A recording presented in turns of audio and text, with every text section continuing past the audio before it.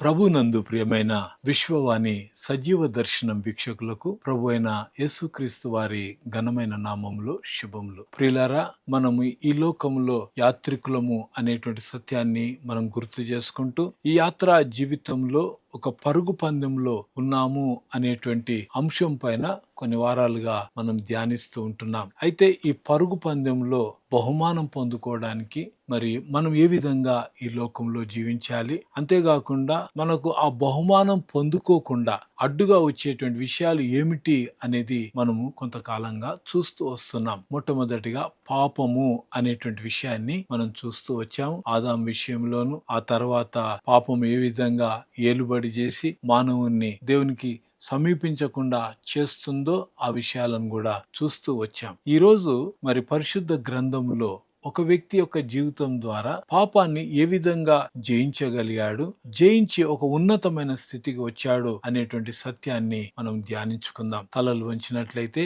ప్రార్థనతో ఈ దిన ధ్యానాన్ని ప్రారంభించుకుందాం. మమ్మలను మిక్కిలిగా ప్రేమించిన మా ప్రేమగల పరలోకపు తండ్రి, పరిశుద్ధుడైన దేవా, నీకే స్తోత్రము నాయనా. నీ వాక్యం ద్వారా మాతో మాట్లాడండి ప్రభువా. నీ జీవం గల మాటలు నాయన మా జీవితంలో నీలో మేము కొనసాగటానికి ఎంతగానో సహాయపడే మాటలు మీరు మాతో మాట్లాడుతున్నారు. మీకే స్తోత్రం చెల్లించుకుంటూ ఉన్నాం. ప్రత్యేకంగా ఈ లోకంలో జీవిస్తుంటుండగా పాపం పైన విజయం మేము పొందాలి అంటే ఎలా పొందుకోగలమో నాయనా మరి వ్యక్తుల జీవితాల ద్వారా మాతో మాట్లాడుతున్నాం. ప్రతి ఒక్క అంశానికి, ప్రతి ఒక్క పరిస్థితికి నీ వాక్యమే మా ఆధారం కనుక నీ వైపు చూస్తూ మరి నాయనా నీ వాక్యాన్ని ధ్యానిస్తూ ఉంటుండగా మీరు మాతో మాట్లాడండి. ప్రత్యేకంగా ఈ సమయంలో వాక్యం వింటున్నప్పుడు ఎవరైనా బలహీనంగా, అనారోగ్యంగా, ఏ కారణం చేతనైనా దుఃఖంలో, బాధలో ఉంటే అటువంటి వారికి కూడా తండ్రి ఆదరణ, స్వస్థత మీరు దయచేయమని మేము ప్రార్థన చేస్తుంటున్నాం. నీకే మహిమ చెల్లిస్తుంటున్నాం. నీ వాక్యం ద్వారా మా అందరినీ దర్శించి మాతో మాట్లాడి మమ్మల్ని బలపరచుమని నజరేయుడు జీవాధిపతి అయిన యేసయ్య నామములోనే ప్రార్థించి అడిగి వేడుకుంటున్నాము తండ్రి. ఆమేన్. ప్రియమైన దేవుని బిడ్డలారా, ఈ ప్రత్యేకమైన సమయంలో పాపంపై విజయం పొందుకున్నటువంటి ఒక వ్యక్తి జీవితాన్ని మనం చూసుకుందాం. ఆదికాండము 39వ అధ్యాయము మనం గమనించినట్లయితే 9వ వచనములో ఒక చక్కని మాట, యోసేపు మాట్లాడినటువంటి మాటలను మనం చూసినట్లయితే ఒక యవ్వన ప్రాయంలో ఆ పాపాన్ని ఏ విధంగా జయించగలిగాడు అనేటువంటి విషయాన్ని మనం చూస్తా ఉంటాం. యోసేపు యొక్క జీవితాన్ని మనం ఇక్కడ చూసినట్లయితే యోసేపు ఏ రీతిగా పాపము నుండి పారిపోయాడు అనేటువంటి విషయాన్ని మనం చూస్తూ వచ్చాం. కీర్తనల గ్రంథం 1వ అధ్యాయము 1వ వచనములో మనం చూసినట్లయితే దుష్టుల ఆలోచన చొప్పున నడవక, పాపుల మార్గమున నిలవక, అపహాసకులు కూర్చుండు చోటను కూర్చుండక అనేటువంటి మాట మనము చూస్తూ ఉంటాం. ఆ యొక్క భాగంలో నడవద్దు, నిలవద్దు, కూర్చోవద్దు అని 3 విషయాలు చెప్పబడతాయి. అయితే ఈ 3 విషయాలలో ఒక విషయము, మరి ఏ విషయంలో కూడా యోసేపు అక్కడ ఉండి ఏదో చేయలేదు గాని అక్కడి నుంచి పారిపోయినట్లుగా చూస్తూ ఉంటున్నాం. ప్రియమైన దేవుని బిడ్డలారా, పాపం ఎక్కడైతే ఉంటుందో అక్కడ నిలవటానికి వీల్లేదు. నేను రక్షింపబడ్డాను, నేను బాగానే ఉన్నాను, నేను జయించగలను, ఏ శోధన కూడా నన్ను ఏమి చేయలేదు అనుకోవడానికి వీలు లేదు. శరీరంలో ఉన్నంత కాలము మనం బలహీనులమే కనుక ఆ బలహీన స్థితిలో ఉండేటువంటి మనము పాపానికి దగ్గరగా ఉండేదానికంటే పాపము నుండి పారిపోవడమే ఉత్తమమైనటువంటి విషయము అనేటువంటి సత్యాన్ని మనం గుర్తు చేసుకోవాలి. యోసేపు అదే పని చేశాడు. 39వ అధ్యాయం ఆదికాండం 9వ వచనాన్ని మనం చూస్తే, నీవు అతని భార్యవైనందున నిన్ను తప్ప మరి దేనిని నాకు అప్పగింపక ఉండలేదు, కాబట్టి నేనెట్లు ఇంత ఘోరమైన దుష్కార్యము చేసి దేవునికి విరోధముగా పాపము కట్టుకొందునని తన యజమానుని భార్యతో అనెను. ప్రియమైన దేవుని బిడ్డలారా, యోసేపుకి యవ్వన ప్రాయంలో ఎదురైన గొప్ప శోధన ఆ ఇంటికే తనను యజమానునిగా చేసి పెట్టేశాడు. అంతగా ఆధిక్యత పొందినటువంటి యోసేపు జీవితంలో తను పడిపోవడానికి ఎన్నో ఆస్కారాలు ఉన్నాయి. తను తల వంచి పాపం చేయడానికి ఎన్నో అవకాశాలు ఉన్నాయి. ఎవరు అడిగేవారే లేరు. కానీ దేవునికి భయపడినటువంటి వ్యక్తి యోసేపు అనేటువంటి విషయాన్ని గుర్తుపెట్టుకోవాలి. అంతేకాదు 39వ అధ్యాయం 2వ వచనంలో చూస్తే, యెహోవా యోసేపునకు తోడయుండెను గనుక అతడు వర్ధిల్లుచు తన యజమానుడుగా ఆ ఐగుప్తీని ఇంట నుండెను అంటున్నాడు. అంటే యోసేపునకు దేవుడు తోడై ఉన్నాడు. ప్రియమైన దేవుని బిడ్డలారా, ఈ రోజు మన జీవితంలో దేవుని తోడు మనం కోరుకోకపోతే మనము పడిపోతాం. దేవుని తోడు మనకు లేకపోతే దారి తప్పిపోతాం. అందుకే ప్రతి నిత్యము దేవుని తోడు మనతో ఉండాలి అనేటువంటి ఆ తపన, ఆ ఆశ మనం ఎప్పుడైతే కలిగి ఉంటామో పాపంపై విజయం పొందుకోవడమే కాదు, ఒక జయ జీవితాన్ని మనము జీవించగలుగుతాం. ఓ దైవ సేవకుడు ఇలా ప్రార్థన చేస్తున్నాడు, ప్రభువా నీవు నాతో రాకపోతే నేను వెళ్ళను, నేను మీటింగ్స్కి వెళ్ళను, నేను స్టేజ్ పైకి వెళ్ళను, నేను ఏం మాట్లాడలేను అని గోజాడుతూ, దేవా నువ్వు నాతోనే రావాలా ప్రభువా, నువ్వు నాతో ఉండాలా ప్రభువా అని మాట్లాడుతున్నాడు. ప్రేమైన దేవుని బిడ్డలారా, ఈ రోజు ఎంతో మంది దైవ సేవకులు పైకి కనబడేది ఒక తీరుగున్నప్పటికీ లోపల ఎన్ని పోరాటాలు, ఎన్ని పరిస్థితుల గుండా వారు వెళ్తుంటారో, ఆ పరిస్థితులను దాటి మీ ముందుకు వచ్చి వాక్యం చెబుతూ ఉంటే, ఆ వాక్యం మీలో కార్యరూపం దాలుస్తూ ఉంటే, ఇది దేవుని కార్యమే తప్ప ఒక మనిషి యొక్క గొప్పతనం కానే కాదు అనేటువంటి సత్యాన్ని మనం గుర్తు చేసుకోవాలి. యోసేపు జీవితం గొప్ప ఉదాహరణ. యోసేపు యొక్క జీవితం మనకు ఒక సవాలు. యోసేపు యొక్క జీవితం మనకు ఒక స్ఫూర్తినిచ్చేదిగా ఉంటుంది. అయితే అలాంటి పరిస్థితుల్లో యోసేపు పారిపోయినట్లుగా చూస్తున్నాం. పారిపోయేది ఎవరయ్యా అంటే, తప్పు చేసిన వారు పారిపోతారు. కానీ ఇక్కడ తప్పు చేసి పారిపోయిన వ్యక్తి కాదు, ఇక్కడ తప్పు చేయకున్న ఆ పాపం నుండి పారిపోయినట్లుగా చూస్తూ ఉంటున్నాం. పారిపోయిన వ్యక్తిని వదిలేశారా? వదిలేరు, పట్టుకున్నారు. పట్టుకొని చెరసాలలో వేయించారు. ప్రియమైన దేవుని బిడ్డ, ఒకవేళ చేయని నేరానికి చెరసాలలో వేయబడితే ఏమనుకుంటాం మనం? ఖచ్చితంగా ఒక విషయం ఏంటంటే, నేను ఏ తప్పు చేయకపోయినా నన్ను చెరసాల్లో బందీలుగా వేశారు కదా, దేవా నువ్వు నాకు తోడుగా ఉన్నావు కదా, నన్ను నువ్వెందుకు విడిపించలేదని దేవుని ప్రశ్నించేటువంటి వారుగా కూడా ఉండే పరిస్థితులు ఉండనే ఉంటాయి. కానీ యోసేపుకి అలాంటి ఆలోచన కూడా రాలేదు. ఏ పరిస్థితి అనుమతింపబడినా, ఏ పరిస్థితిలో ఉన్నప్పటికీ ఎవరిపైన నెపం మోపలేదు. మా అన్నలు నన్ను అమ్మేశారు, మా అన్నలే నన్ను ద్వేషించారు, అక్కడ నమ్మకంగా ఉంటే నాకు శిక్ష పడింది అని అనుకోలేదు. కానీ అన్ని పరిస్థితుల్లో దేవుని సమయం కొరకు ఎదురు చూసినటువంటి వ్యక్తి యోసేపు. కాబట్టి జీవితంలో ప్రభుని నమ్మిన బిడ్డలు, యథార్థంగా ఉన్నటువంటి బిడ్డలు, ఏ తప్పు చేయనటువంటి వారు భయపడుట గాని, దిగులు చెందుట గాని ఉండదు. దేవుని పైన ఆధారపడుతూ ఒక దినాన దేవుడు నాకు విడుదల ఇస్తాడు అనేటువంటి ఆ యొక్క మంచి నిరీక్షణ కలిగినటువంటి వారంగా మనం ఉంటాం. తప్పు చేసిన వారు శిక్ష తప్పించుకోలేరు, కానీ చేయకపోయినా శిక్ష పొందుతున్నటువంటి వారికి విడుదల ఖచ్చితము అనేటువంటిది యోసేపు జీవితంలో మనం చూస్తూ ఉంటాం. చెరసాలలో ఉండగా రాజు యొక్క అధిపతులైన ఇద్దరు చెరసాలలో వేయబడ్డారు. ఇద్దరు కలలు కన్నారు.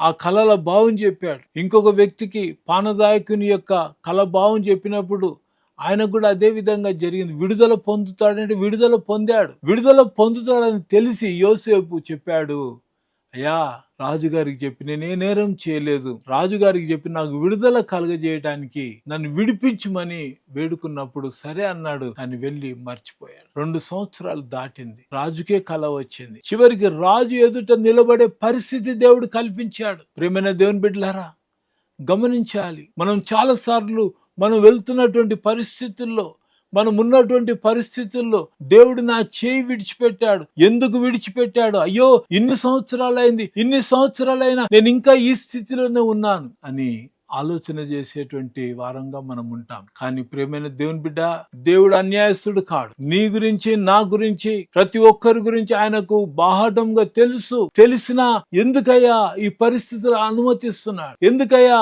ఆలస్యం అవుతుంది నా విషయంలో అని తలంచితే దేవుడు అంటాడు, బిడ్డ ఈ ఆలస్యం అంతా కూడా నీ కొరకు నేను గొప్ప ప్రణాళిక కలిగి ఉన్నాను, ఓపికతో నా వైపు చూడు బిడ్డ అని ప్రభు మనతో మాట్లాడుతూ ఉంటాడు. అవును ప్రియమైన దేవుని బిడ్డ, యోసేపు జీవితంలో అదే జరిగింది. మనము ఆదికాండం ఇదే 41వ అధ్యాయాన్ని మనం గమనిస్తే, రాజు కలగన్నప్పుడు ఆ కల భావం చెప్పిన తర్వాత రాజు యోసేపును గురించి ఏమన్నాడో మనం ఇక్కడ చూస్తూ ఉంటాం. ఒకవేళ రాజు కలగనక ముందే పానదాయకుడు ఒకవేళ యోసేపును విడిపించుంటే గనుక విడుదల పొందేవాడేమో, కానీ తిరిగి తన యొక్క కుటుంబ సభ్యులకు అప్పగింపబడేవాడేమో, కానీ రాజు అయ్యేటువంటి పరిస్థితి మాత్రం ఉండేది కాదు. ఇక్కడ మనం గమనించినట్లయితే యోసేపు రాజు యొక్క కల భావాన్ని చెప్పుట ద్వారా ఇచ్చినటువంటి ఒక మంచి సలహా ఏంటంటే, ఆ కరువు సంవత్సరములలో,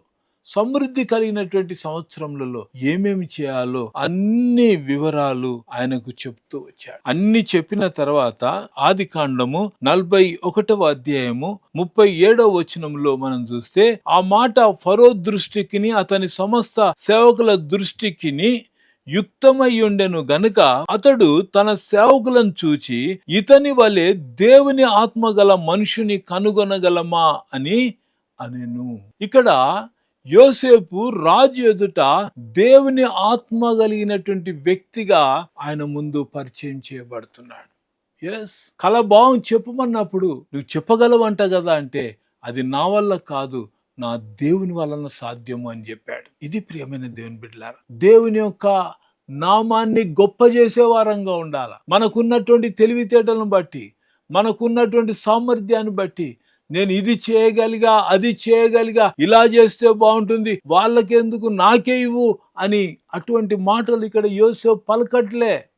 కల భావం అడిగాడు, కల భావాన్ని మాత్రమే చెప్పాడు. చెప్పిన తర్వాత ఏ విధంగా ఎలా నడుచుకోవాలో, ఎటువంటి వారికి పని అప్పగించాలో కూడా ఆయన చెప్తూ వచ్చాడు. ఇవన్నీ విన్న తర్వాత రాజు అంటున్న ఒకే మాట ఏంటంటే, ఇతని వలె దేవుని ఆత్మ గల మనుషుని కనుగొనగలమా అని చెప్పి ఆ యొక్క దేశానికి తన తర్వాతి స్థానం ఆయనకిస్తూ ఆ దేశాన్ని పరిపాలించే పరిపాలనా బాధ్యతలన్నీ కూడా యోసేపుకి ఇచ్చినట్లుగా చూస్తూ ఉంటున్నాం. ఇది దేవుని యొక్క కార్యం. దైవికమైన విధానంలో ఆ దేశాన్ని పరిపాలించటానికి దైవికమైనటువంటి జ్ఞానము కలిగిన వాడుగా ఆ దేశంలో ఆ కరువు సంవత్సరాలలో, సమృద్ధి కలిగినటువంటి సంవత్సరాలలో తను ఏదైతే చెప్పాడో ఆ విధంగా ఆయన చేస్తూ చివరికి ఆయన చేసినటువంటి పని ఏమిటి అనేది మనం చూస్తే, ఆ కరువు సంవత్సరాలలో ఐగుప్తులో ఉన్నటువంటి వారి పొలాలు, వారికి ఉన్నటువంటి ఆస్తులు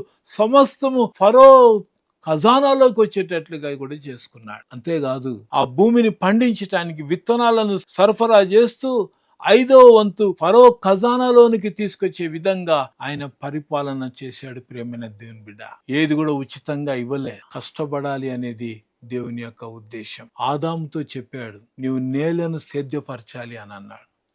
చెమటోర్చి కష్టపడాలి అని చెప్పాడు. ఈరోజు చెమటోర్చడం ఎక్కడ, కష్టం ఎక్కడ, అన్ని సుఖంగానే కూర్చున్న చోటికే రావాలా అన్నటువంటి పరిస్థితుల్లో మనం ఉంటే ఎక్కడ ఆశీర్వాదం ఉంటుంది? కష్టపడితేనే కదా ఆశీర్వాదం. అందుకే 128వ కీర్తనలో ఒక మాట అంటాడు, యెహోవా యందు భయభక్తులు గలవాడు ఇలాగూ ఆశీర్వదింపబడును, నిశ్చయముగా నీ చేతుల కష్టార్జితాన్ని నీవు అనుభవిస్తావు అని అంటున్నాడు. చేతుల కష్టార్జితం అనుభవించాలి. యోసేపు తన కష్టార్జితం, ప్రజల కష్టార్జితం దీవెనకరంగా ఉండటానికి ఆలోచన కలిగి ఆ దేశానికే అధినేతగా మారాడు. ప్రియ దేవుని బిడ్డ, ఈరోజు పరిస్థితుల్లో కృంగిపోయి దిగులు పడుతూ ఉండేదానికంటే ఉన్న అవకాశాన్ని సద్వినియోగం చేసుకొని దేవుని కొరకు జీవించాలి. ఈ పరుగు పందెంలో ఓపికతో పరిగెత్తాలి. పాపంపై విజయం పొందుకొని మనం ఆ రాజ్యంలోనికి చేరాలి అన్నట్లయితే మనము యోసేపును గొప్ప ఉదాహరణగా మనం తీసుకోవచ్చు. ప్రభువైన యేసుక్రీస్తు వారు శిలువ మరణము ద్వారా మనకు కలుగజేసినటువంటి ఆ రక్షణ పొందుకొని ఆ రాజ్యంలో ప్రవేశించటానికి అర్హులం కావాలి అన్నట్లయితే ఈ లోకాన్ని మనం జయించే వారంగా ఉండాలి. సో అలాంటి గొప్ప కృప ప్రబిడ్డమైన మనకు దేవుడు దయచేసి ఆ రాజ్యంలో ప్రవేశించటానికి, ఈ యాత్రలో, ఈ పరుగు పందెంలో బహుమానం పొందుకునే విధంగా పాపంపై విజయం పొందుకునే కృప దేవుడు దయచేయును గాక. ఆమేన్. మమ్మలను మిక్కిలిగా ప్రేమించిన మా ప్రేమగల పరలోకపు తండ్రి, పరిశుద్ధుడైన దేవా, ఇంతవరకు మాతో మాట్లాడిన ప్రతి మాటకై నీకు స్తోత్రం నాయనా. యోసేపు జీవితం ద్వారా యోసేపు ఏ రీతిగా పాపాన్ని జయించాడు నాయనా, మా పరుగు పందెంలో అడ్డుగా ఉండే ఆ పాపాన్ని ఏ విధంగా తొలగించుకోవాలా అనుకున్నప్పుడు నాయనా, పాపాన్ని జయించగలిగిన ఒక గొప్ప వ్యక్తిని మా ముందుకు తీసుకొచ్చి పెట్టావు. నీకు స్తోత్రం నాయన. ఎవరినో ప్రాయంలో తండ్రి జీవితము జీవించిన ఆ రాజ్యానికి, ఆ దేశానికి అధినేతగా మారిన ప్రజలకు క్షేమకరమైనటువంటి పరిపాలన అందించినట్లుగా మేము చూస్తూ ఉన్నాం నాయన. మేము కూడా ఈ లోకంలో జీవిస్తుంటుండగా మేము ఎక్కడ ఉంటామో అక్కడ ఉన్నటువంటి వారికి మేము ఆశీర్వాదకరంగా ఉండాలి. అలాంటి గొప్ప కృప మీరు దయచేసి మీ నామాన్ని మహిమపరచుకోమని నజరేయుడు జీవాధిపతి అయిన యేసయ్య నామములోనే ప్రార్థించి అడిగి వేడుకుంటున్నాము తండ్రి, ఆమేన్. మన ప్రభు అయిన యేసుక్రీస్తు వారి కృప, తండ్రి అయిన దేవుని ప్రేమ, పరిశుద్ధాత్ముని యొక్క అన్యోన్య సహవాసం ఇప్పుడు ఎల్లప్పుడు సదాకాలం తోడై నడిపించును గాక. ఆమేన్.